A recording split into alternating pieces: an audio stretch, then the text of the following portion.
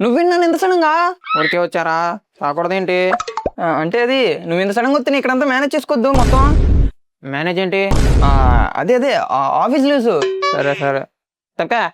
లుంగీలు ఎక్కడ ఉన్నాయి అమ్మో రేయ్ ఇట్లా చెప్పనా ఏంట్రా ఇది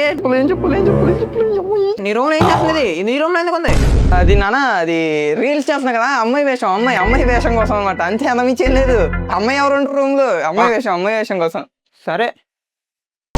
రేయ్ నీ రూమ్ లో ఇంత పెద్ద ఇంటర్వ్యూ ఏంట్రా అది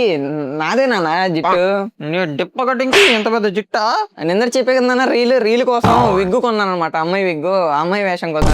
రీల్ ఏరా మీ రూమ్ లో ఇంకెవరు ఉండరా అదే ఆఫీస్కి వెళ్ళిందన్నా ఏంటి వెళ్ళిందేంటి వెళ్ళాడు నాన్న